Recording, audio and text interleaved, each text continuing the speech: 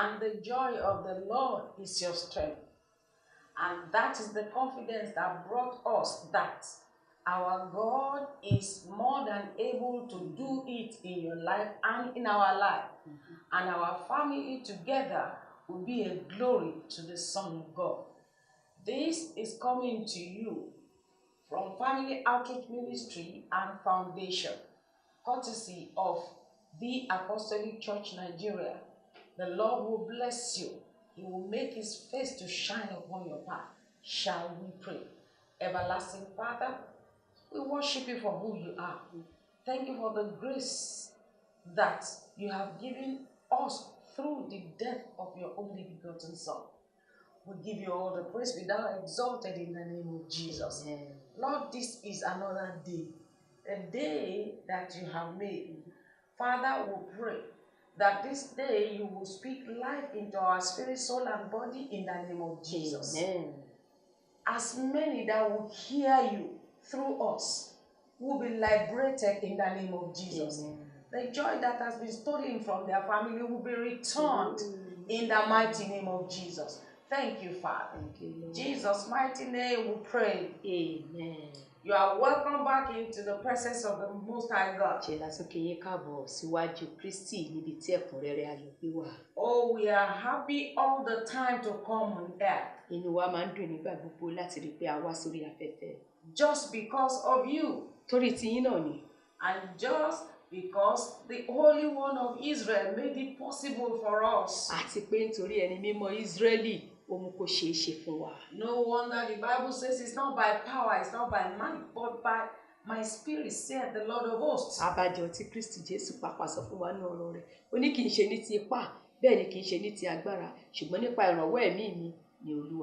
So we appreciate him for preparing us and making it possible for us to come on air.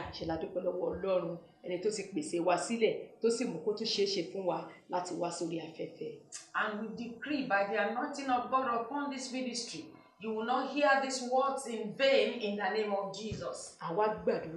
Nípa agbára ńlá Ọlọ́run àti ìfòróróyàn rẹ̀ tó ń bẹ lórí iléeṣẹ́ ìránṣẹ́ yìí, a wí báyìí pé ẹ̀yin gbọ́ ọ̀rọ̀ yìí ní àgbọ́nù ní orúkọ Jésù Kristi. The Holy Spirit will bring about the grace to do his will into you and me. Agbára ọ̀gá ògo yóò bà lé ọ tí yóò fún ọ ní oore ọ̀fẹ́ àti ṣe gbogbo èyí tí ẹ̀ ń gbọ́ yìí àti ẹ̀yin àti àwa ní orúkọ Jésù Kristi. Because there is peace in his word. Torí àlàáfíà ń bẹ nínú ọ̀rọ̀ Ọlọ́run.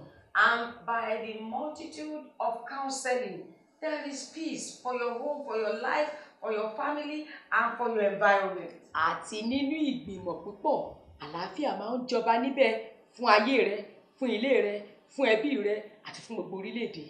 Can you remember the topic we are treating?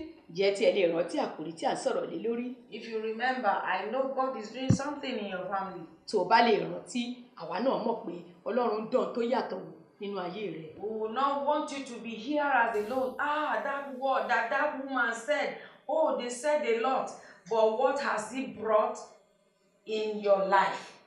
Kì í ṣe pé ká máa ní àwọn ìyá yẹn wọ́n sọ̀rọ̀ gan-an, wọ́n ti ẹ̀ sọ̀rọ̀ tó pọ̀.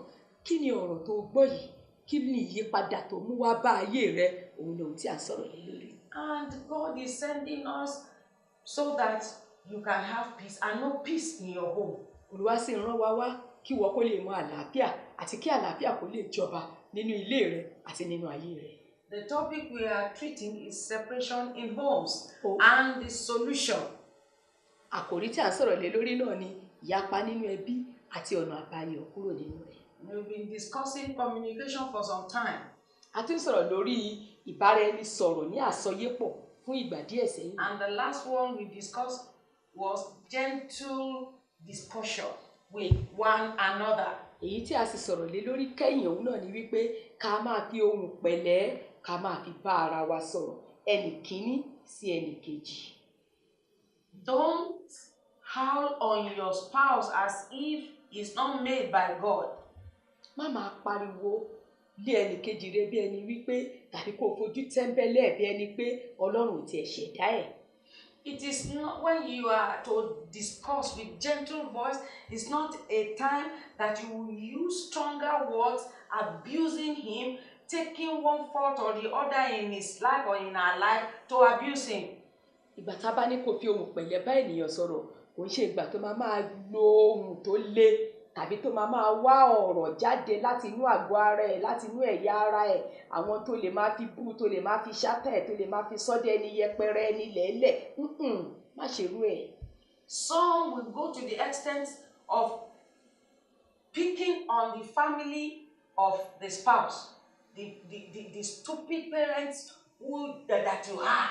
No, you cannot do a thing like that. It is not the will of God. The Bible says you should respect your parents because this is the will of God concerning you. You must respect them so that your days may be long. You must respect them so that it can be well with you, so that you can live long on the land that the Lord has created you on. Please respect his family, respect her family. Àwọn mìíràn nígbà tó bá tiẹ̀ wá sọ̀rọ̀ yìí, wọ́n á tiẹ̀ tún máa lọ sọ̀rọ̀ sí ìdílé aya wọn tàbí ọkọ wọn, olórí burúkú ìyá tó bí ẹ, àwọn òbí bá ṣàǹfààní tó yìí ò ṣèfẹ́ Ọlọ́run. Kí ni Bíbélì kọ́ wa? Bíbélì wí pé bọ̀wọ̀ fún ìyá àti bàbá rẹ kí ọjọ́ rẹ kó lè pẹ́ lórí ilẹ̀. Oníbọ̀lá fún wọn, oníbọ̀wọ̀ fún wọn nítorí ọjọ́ ọ̀la tiwọn náà ni. Gulf View Hotel and Suites gives you a free view of golf games going on live on Ikeja Golf Court from the comfort of the hotel rooms, especially the VIP rooftop lounge. The rooms are exclusively luxurious, easily accessible, about 5 minutes drive from the local airport and approximately 10 minutes from Murtala Muhammad International Airport. Gulf View Hotel and Suite is situated at number 12 General Adeyinka Adebayo Road, GRA Ikeja, Lagos. Call 0700 Gulf View and 07000 Gulf View for reservation. Gulf View Hotel and Suites, a bright and beautiful magical experience. But if you do not respect them, you are teaching your children that are looking at you the way you are relating to the parents of the mother or the parents of the father. They are looking at all of these things. When they see this in you, I am telling you, they are going to react to you in that manner too in the future. Ohun tí à ń fẹ́ kó yí ọ rèé, nígbà tó bá ń ṣe báyìí sọ̀rọ̀ sí ẹnì kejì rẹ, pàápàá jùlọ lójú àwọn ọmọ, òun gbìn sínú ayé wọn ni o, irúgbìn kan ló gbìn yẹn, rántí ohunkóhun tá a bá sì gbìn, òun la máa ká lọ́jọ́ iwájú. Òun sọ pé kí àwọn ọmọ wọ̀nyí náà, káwọn náà máa ṣe bẹ́ẹ̀ gẹ́gẹ́, kó máa fọ̀rọ̀ bẹ́ẹ̀ ránṣẹ́ sí ìwọ náà lọ́jọ́ iwájú tirẹ̀ ni. Remember, whatsoever you sow is what you are going to reap. Rántí pé ohunkóhun tí a bá gbìn, òun ni a ó ká. And I want to tell you again, from the abundance of your heart, your mouth speaks. Àti pé o gbọ́dọ̀ mọ̀ pé láti inú ọ̀pọ̀ èrò ọkàn, òun ni ẹnu ti ń sọ jáde. And if you are not regenerated from inside, there is no way you will not use these dirty languages. So you need Jesus. Tí àbá sì tún ọ bí, kó di ẹ̀dá titun láti inú wá, kò sí ìgbà tó ní máa pe àwọn èdè búburú yìí jáde, àwọn ọ̀rọ̀ kò bá kú gbé, àwọn ọ̀rọ̀ kò dá yìí. Torí náà ló fi jẹ́ pé dandan ni fún ọ o, kò ní Kristi nínú ayé rẹ bí Olúwa àti Olùgbàlà. So we pray God that as you are hearing us, if you have not given you your life, you will give your life to Jesus. You will confess all your sins and He will come into you and you will see it will be different. Your life will change, will have direction.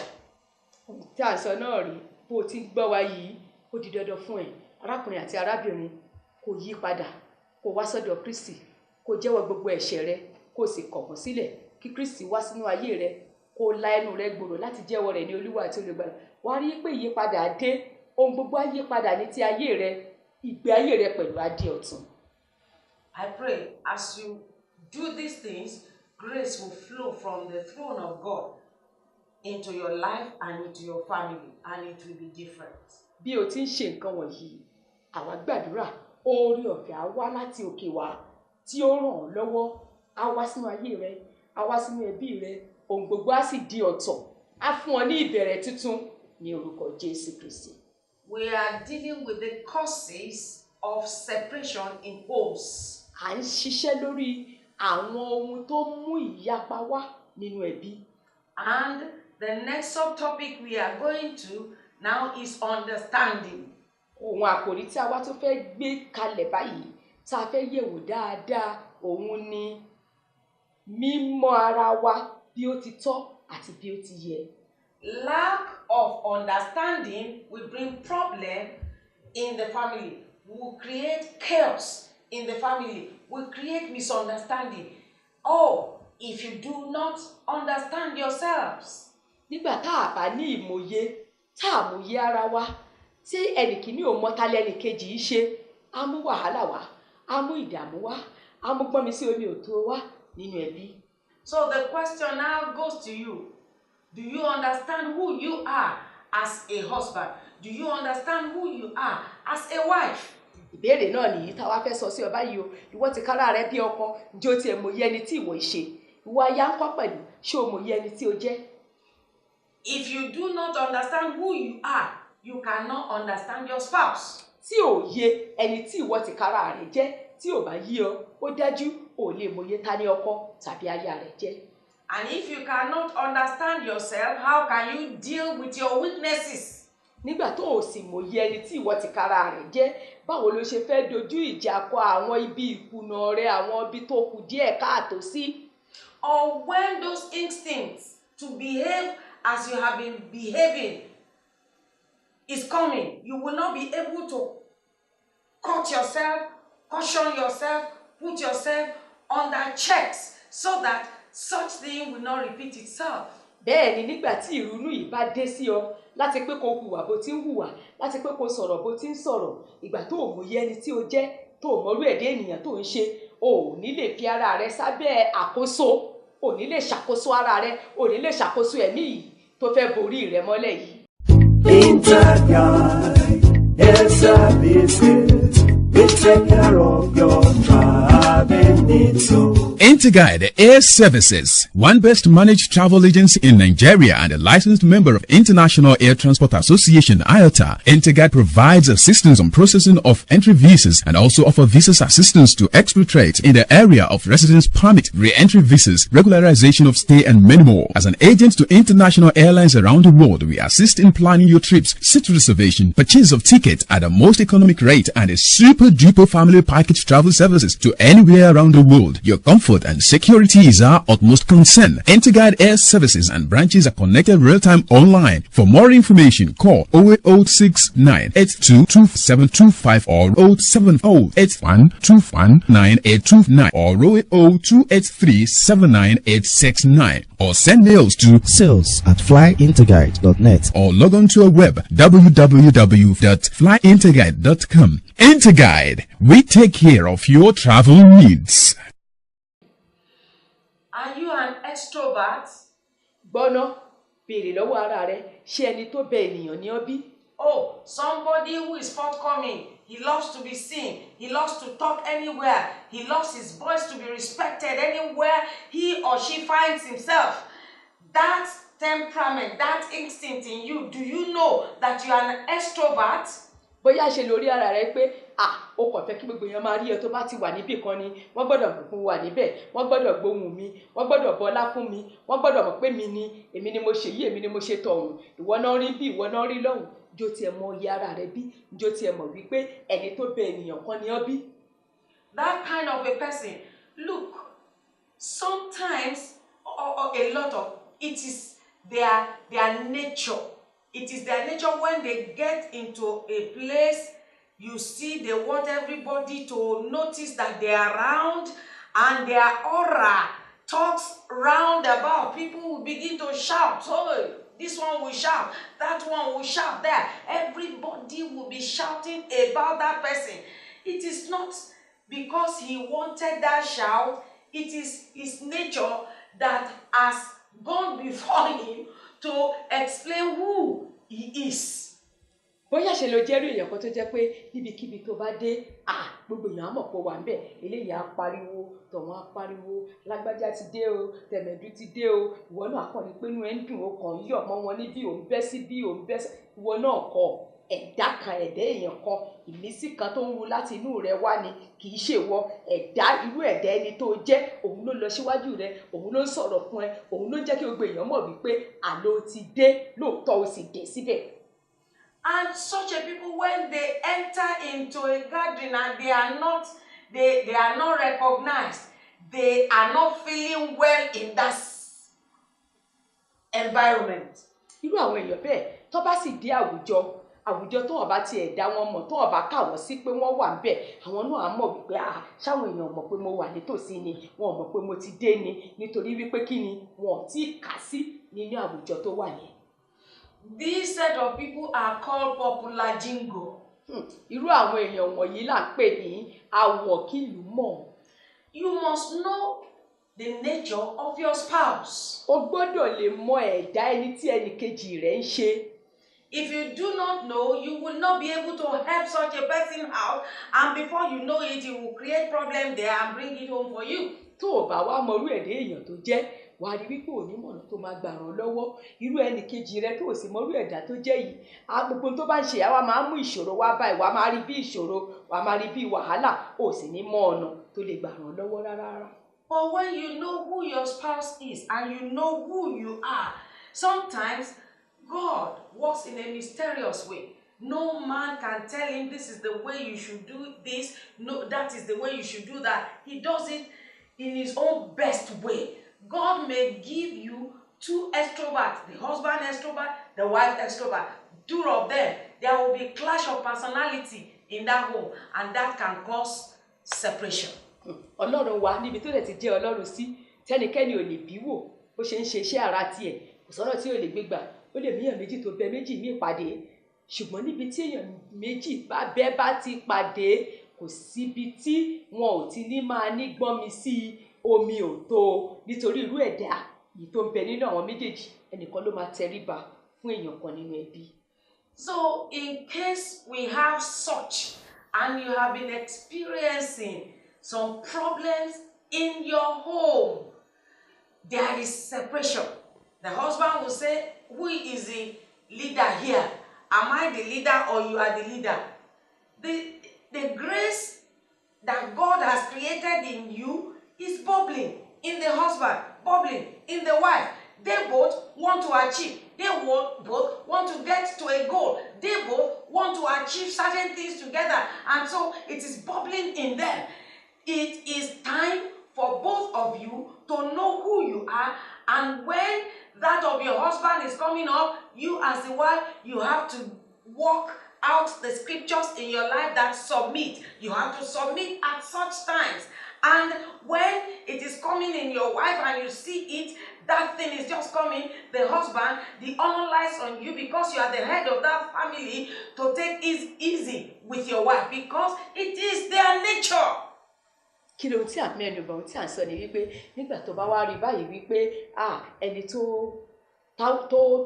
bẹ díẹ̀, tàbí pé gbogbo ayé gbọ́dọ̀ mọ̀ pé mo wà bẹ́ẹ̀ ẹ̀dá èèyàn ni ẹ́, bó o ṣe rí bẹ́ẹ̀ náà ni ọkọ rí, wàá wá rí wípé ẹ̀yin méjèèjì yìí ṣàmá wá sọ pé ẹ̀dá yín ó ṣe rí bẹ́ẹ̀ ni, àní sọ bẹ́ẹ̀. Ìwọ ẹnì kìíní òun fẹ́ kọ́ mọ̀ pé wà níbẹ̀, òun fẹ́ ṣe, òun fẹ́ kí nǹkan kó dáa, òun fẹ́ àṣeyọrí sí ẹnì kejì náà, òun náà fẹ́ ṣe, òun fẹ́ kó dáa, òun náà fẹ́ àṣeyọrí. Kíní yìí ń ru nínú ìwọ ẹnì kìíní, ó ń ru nínú ìwọ ẹnì kejì, ṣàmá ní kó má ru nínú yín ni. Ṣùgbọ́n nígbà tó rọ̀ bá ti wá rí báyìí tẹ́yìn méjèèjì bá jọ ní irú ẹ̀dá kan náà, ẹnì kìíní gbọ́dọ̀ lè ro ọ̀nà wo ni mo fi máa gbà tẹríba fún ẹnì kejì.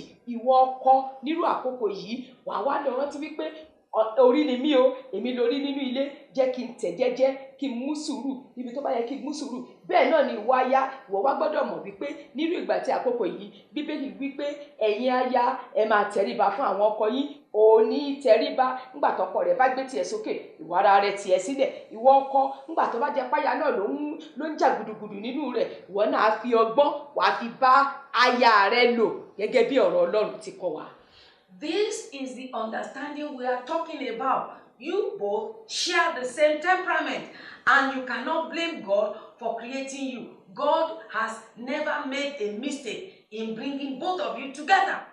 Tá ń pè ní ìbáraẹnigbépọ̀ pẹ̀lú ìmọ̀ye rere, òun là ń sọ̀rọ̀ yìí. Ẹnì kìíní sí ẹnì kejì, ẹ̀yin méjèèjì lẹ́jọ́ bẹ́ẹ̀ ẹ̀yin méjèèjì lẹ́jọ́ nínú ẹ̀dá yìí nínú ara yín ṣàmá sọ pé Ọlọ́run ṣàṣìṣe ni tó dá yín gẹ́gẹ́ bí ó ṣe wù bó ti wù ló ṣe dá yín bẹ́ẹ̀ ni kò sí àṣìṣe nínú Ọlọ́run pé mú ẹ̀yin méjèèjì papọ̀ ẹ̀yin méjèèjì jọ di lọ́kọláya ṣùgbọ́n à ń retí pé nírú ìgbà tí nǹkan báyìí bá ń ṣẹlẹ̀ tí ẹjọ́ ní ẹ̀dá kan náà ẹnì kíní gbọ́dọ̀ lè tẹ̀bá fún ẹnì kejì irin méjì ò lè wọ lọ́lẹ́ẹ̀kan náà ìkan àtẹríba fún kan ni. No separation of any kind. You cannot tell me that God has made a mistake in creating both of you alike. Nígbà tí ọ̀rọ̀ bá rí báyìí ẹ gbọ́dọ̀ bòye ẹni tí ẹnì kìíní ṣe kẹ́ mọ̀ ẹni tí ẹnì kejì ṣe nígbà tẹ́ bá mọ òye ara yín ẹ lè máa ran ara yín lọ́wọ́ ẹnì kìíní sí ẹnì tí Ọlọ́run ò ṣàṣìṣe kò sáṣìṣe kankan ní Ọlọ́run bó dá ẹ̀yin méjèèjì bẹ́ẹ̀ kò sí àṣìṣe nínú rẹ̀ bó dẹ̀ mú kẹjọ pàdé ara yín ẹ̀dẹ̀jọ fẹ́ ara yín ẹjọ́ ń gbé pọ̀ bí lọ́kọláya kò sí àṣìṣe kankan bẹ́ẹ̀ ṣùgbọ́n ní nǹkan tọ́lọ́run fẹ́ ṣe nú yín ó ń fẹ́ kí ẹnìkan lè tẹríba fún ẹnì kejì ó ní nítorí wàá fẹ́ mú jáde ẹ sì gbọ́dọ̀ lè fààyè gbà kí Olúwa mú pípé ìfẹ́ rẹ̀ ṣẹ nínú ayé ẹ̀yin méjèèjì. It is not a time that you say you are too arrogant in this family. Two heads cannot be in a boat. The boat will rock. And so I am not ready to. That is not the solution. Has God made a mistake? You should ask yourself that question. Then, if it is no, then you have to sit down. Lord, how do I want to manage this home? As a husband, how do I want to manage this home? As a wife, you must ask yourself this question so that peace and joy will be in that home.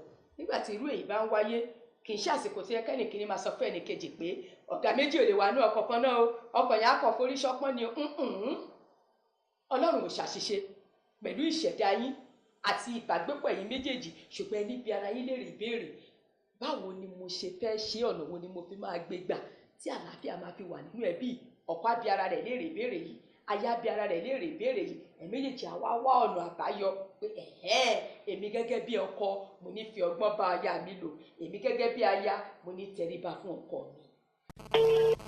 Hello, dear. Babe, what's up? Tell me, how was your trip? My trip to Dubai was fantastic. I got to see the Dubai Museum. I even spent tonight at the famous Burj Al Arab Hotel. Oh my God, are you for real? I'm also planning a trip later in the year, and I'm not sure how to go about it. Babes, very simple. Just go to www.wisefirst.com. Oh yes, travel to any part of the world with the cheapest price ever and catering for your travel needs with ease on wisefirst.com. Wisefirst.com is an online portal that offers excellent, efficient flight services and world-standard hotels around the world. We also offer package tours to Jerusalem and Mecca and any other place you can imagine. Book online today by logging on to wisefirst.com or call 0802-8379-869 or visit our Lagos office at 15 Aromere Avenue of Allen Roundabout, Ikeja. Wisefirst.com takes care of your travel needs. And wife, instead of them to sit at a table of understanding, rather, do you know what they will do? They will be counting on the weaknesses of each other. Why are you not using the positivity, the merit of your temperament to progress and to take your family from the realm of ordinary into the realm of glory? That people will say, wow, why are you not using that good aspect of your life to broadcast Christ, to bring Christ to people? Why are you not using that part of you to do something good? Do you know that God has never made mistake in bringing both of you together? He created it so that you people can get to a place of destination. He said in his word that my thoughts towards you is not of evil but of good, to give you a future and a hope. That is his plan for your life. Àwọn méjèèjì gbọ́dọ̀ mọ̀ nírú àkókò yìí wípé ibi tó dáa nínú ayé wa yìí, ibi tá a fi bẹ sí yìí, a ṣe lò ó láti fi mú kí ògo jáde nínú ayé wa. A ṣe lò ó fún Kristi láti fi jèrè ọkàn fún Kristi. A ṣe lò ó láti fi rí wípé ẹbí wa tẹ̀síwájú.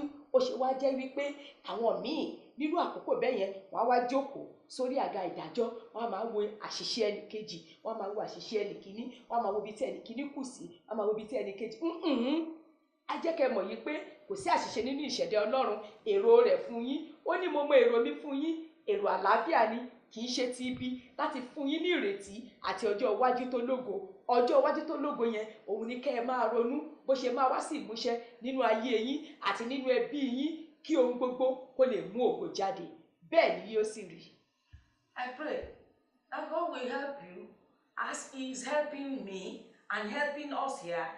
You will give Him the time, the latitude to do what He wants to do in your life. In Jesus' name. A gbàdúrà pé Olúwa yóò ràn yín lọ́wọ́ bó ti ran àwa náà lọ́wọ́ níhìn. Yóò fún yín ní gbogbo oore ọ̀fẹ́ tẹ́ fi máa fi àyè sílẹ̀ fún un láti ṣe èyí tó fẹ́ ṣe yẹn gan, tí Ọlọ́run fẹ́ ṣe yẹn gangan nínú ẹbí yín àti ìdílé yín. I, your regular hostess, Bisi Olowo and Remi Afolabi, will love you. You can go on YouTube. You see more things that will edify and help your wife. Just put in our logo and you will see. Just there, God will bless you in Jesus' name.